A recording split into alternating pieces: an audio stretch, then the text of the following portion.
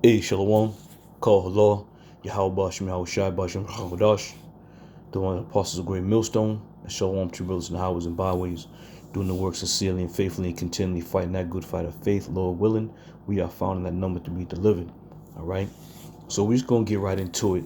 I'm going to start with the book of 2nd Ezra, the 16th chapter, and it says, verse 18, it says, the beginning of sorrows and great mournings, the beginning of famine and great death, the beginning of wars, and the power shall stand in fear. The beginning of evils. What shall I do when these evils shall come? All right. Again, if you are in the mindset, or if your spirit feels that, this is a thing of preaching more love than preaching the truth of the matter, all right, concerning the times that we're living in, you in the wrong business. All right. You are in the wrong business. The scriptures talk about beginning of famines and great death. Who can get tired? What prophet? What prophet, okay, in this thing of ours is tired of speaking about the wrath of the Lord? And the wrath of the Lord is going to bring great death. All right? It's it goes without saying. All right? When there's a war, there's death. All right? Reading it again.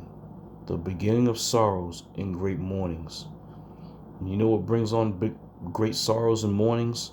Death.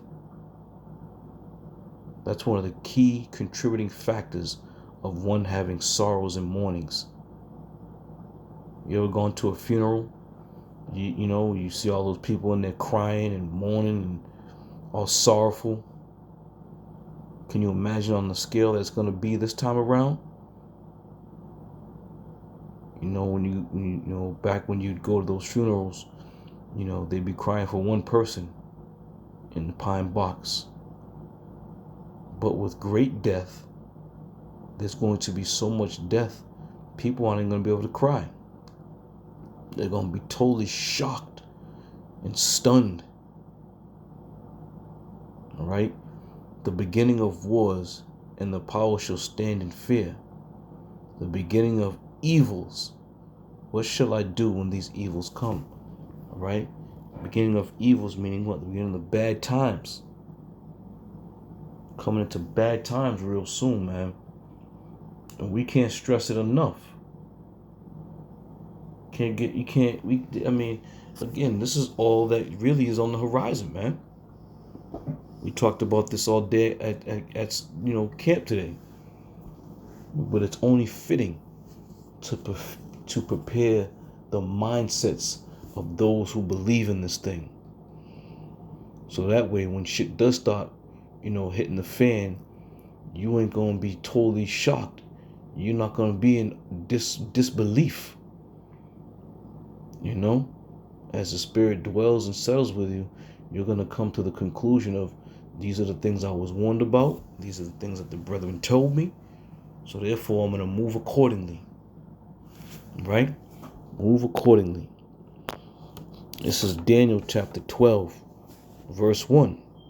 And it said, and at that time shall Michael stand up, the great prince which standeth for the children of thy people. And there shall be a time of trouble, such as never was since there was a nation. You hear that? There's going to be a time of trouble. All right. Ultimately, the most heavy trouble that the earth is going to face and sustain is the thermonuclear missiles. Okay. And it says, even to the time, and at that time, thy people shall be delivered, everyone that shall be found written in the book. All right. So there's a question I need to ask from this verse. There's a question I need to ask. If Michael, the archangel Michael, is going to stand for the children of thy people, who's going to stand for the heathen that can be saved? What angel is going to stand for the heathen that men proclaim that are going to be saved? All right. The Lord said he's not the author of confusion. So therefore, if Michael the archangel is going to stand for the children of the people, then what angel is going to stand for the heathen? I can tell you what angel is going to be. None. Because the heathen has no place in this. Okay? The Lord is not concerned about any other nation but the children of Israel. The hopeful elect, if you will. Okay? The Lord talking about the kind of trouble since there was never a nation on this planet, man. That's going to be beyond words. To make that kind of statement, that's going to be beyond words. But again, and it says, and at that time thy people shall be delivered. Now we understand that the Lord has a chosen people. And we understand that the Lord set up men to call out to those chosen people. But what we don't understand is how men can profess that the heathens, the actual heathens, are going to take part in a major event of the deliverance. Makes no sense, man. All right? And at the last it says, and everyone that shall be found written in the book. Who is that talking about? It's talking about the house of Israel. Heathens aren't, no heathens allowed. Now this is the book of John, 10th chapter. Now this chapter is, it's a good chapter because it gives you a lot of insight according to what Yahweh Shai's thoughts are and what he feels and what he wants done. All right. Now, verse 27 says, my sheep hear my voice. I know them and they follow me. Right? So these individuals, such as the Apostle Paul, the 12, and many other brothers who have been brought into the ministry, right? These men will take James, for example, a servant of Yahweh Shai, to the 12 tribes which were scattered. Greetings. Okay? So these men whom the Lord has chosen specifically, handpicked them, handpicked them, if you will. He wanted them to go out and to see those of the house of Israel who were scattered, who were lost. All right. And we know this to be true because he says right here in the 27th verse, he says, my sheep hear my voice. How are those sheep hearing that voice? By the men whom have been set up to teach that word. Okay. And it says, and I know them and they follow me. So anything that the Apostle Paul was teaching, anything that any of the disciples were teaching, or some of the made men who came into the fold and was ordained as prophets and teachers, all these men were set up to be the mouthpiece for Yahweh Hashem Yahweh Shai, to go in and to speak to the lost sheep. Okay, there's no other nation that can be considered as the lost sheep. And on top of that, there's no scripture that says, go into the lost sheep of the house of Edom. Go into the lost sheep of the house of Moab. All right. So it's evidently crystal clear that when the sheep are spoken of, it's talking about the nation of Israel. So let's open up John the 10th chapter. Okay. And let me go down to let me start at 3. It says, to him the potter openeth, and the sheep hear his voice, and he calleth his own sheep by name, and leadeth them out. Okay? So again, John the 10th chapter is talking about these sheep, these particular sheep, right? Verse 5 says, and a stranger will they not follow, but will flee from him, for they know not the voice of strangers. This parable spake Yahushua unto them, but they understood it not. What things they were, which they understood not, what things they were which he spake unto them. Then said Yahushua unto them again, verily, verily, I say unto you, I am the door of the sheep. He is the door of the sheep. He's not the door of the heathens. He's not the door of anybody outside of the nation of Israel. He's the door of the sheep. All right. So I'll read down because the point's in 11. I'll read down. It says, I am the door of the sheep. And it says, verse 8, all that ever came before me are thieves and robbers, but the sheep did not hear them. 9, I am the door. By me, if any man enter in, he shall be saved. All right. So now you got to ask yourself the question, has he now stopped talking about the sheep and now has opened the door to any man? No, because this is a fluid thought process here. This conversation is fluent. It just rolls and continues right on about the subject matter being the sheep, the shepherd, the voice that's being heard. Okay? It says, I am the door. By me, if this is verse 9, I am the door. By me, if any man enter in, he shall be saved and shall go in and out of the pasture. All right, so now we're talking about what? Going back up to verse 1. Verily, verily, I say unto you, he that entereth not by the door into the sheepfold, but climbeth up some other way, the same is a thief and the robber. So now we're talking about that sheepfold, right? So let's jump back down to verse 10. The thief cometh not but to steal and to kill and to destroy. I come that they might have life, and that they might have it in more abundance. Who are they? The Lord is speaking about those sheep. Okay?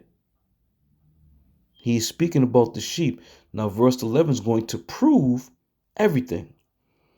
It says, I am the good shepherd. The good shepherd giveth his life for the sheep.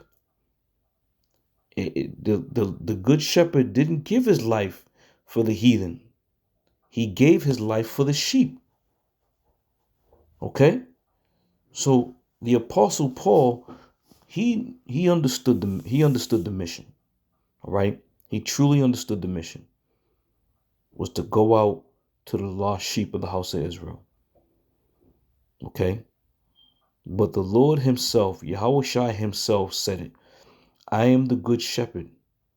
The good shepherd giveth his life for the sheep. Why did the Lord die? Why did the Lord get up on that cross? Why did he come down as that sacrificial lamb? Why did he come down to be the sacrificial lamb? Because he giveth his life for the sheep. So it don't matter, what any of these other heathens believe or think. If they're not of the stock of Israel, they out of here. They are out of here. Okay? Verse 12. But he that is an hireling, and not the shepherd, whose own the sheep are not, seeth the wolf coming, and leave the sheep, and fleeth. And the wolf catcheth them, and scattereth the sheep. All right? So Yahushua is very matter of fact, if you will, concerning the sheep, concerning the shepherd, concerning the voice, concerning them who hear the voice, concerning the sheepfold and how they come in. Okay. Let me continue on. Verse 14. I am the good shepherd, and my sheep and Salakia. I am the good shepherd, and know my sheep, and I am known of mine. As the Father knoweth me, even so know I the Father, and I lay down my life for the sheep. There it is again. I lay down my life for the sheep. You know? So, what do you want out? What do you people want? Why do you want to incorporate all these heathens to come into this fold of ours? Why? They've had their fair share. They've had their opportunity. They have been the sons and daughters of those who prospered in this kingdom. Now all of a sudden they're going to get another bite at the apple? Come on now. Verse 16. Yahushua said this, in other sheep I have, which are not of this fold, them also I must bring. Now, how is he going to bring those other sheep? How is the Lord going to bring those other sheep? How are those other sheep that aren't of that fold going to be brought back in? By the teachings and preachings of the prophets and of the men whom the Lord has set up to go out to those who were scattered abroad.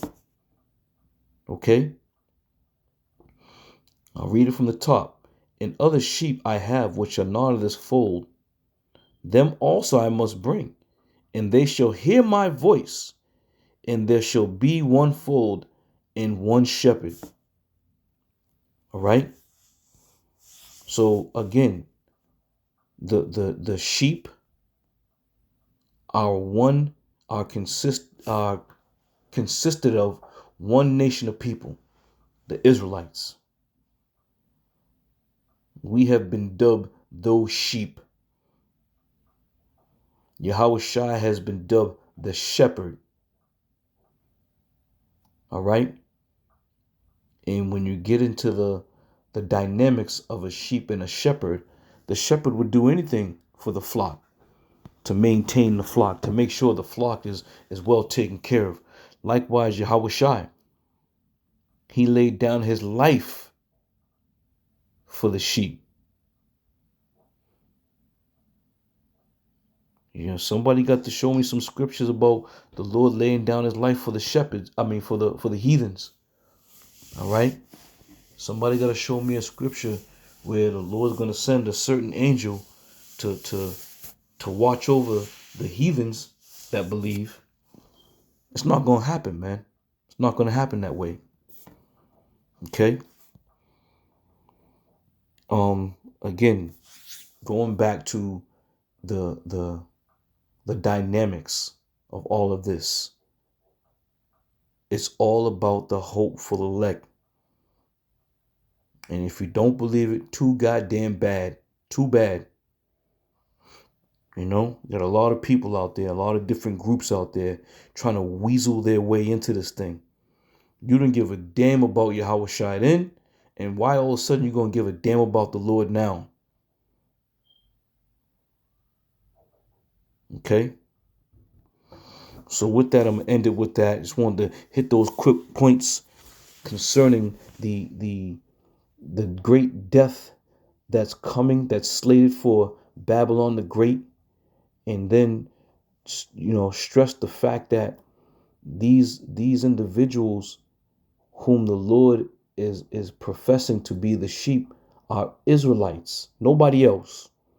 Nobody else is going to make it in this thing. No other heathenistic nation is going to make it in this thing. They're not going to take part of the greatest gift of all. Okay? And that's essentially what everybody else wants. Everybody else wants to give away their spot, their slated spot. Typical Jake move. That's a typical Jake move in Babylon. Jake always want to give Esau his goodies. Always want to give him the prime seats. Always want to, hold the door. You should be tired of holding the goddamn door, man. It's your turn now. So with that, I'm going to say shalom.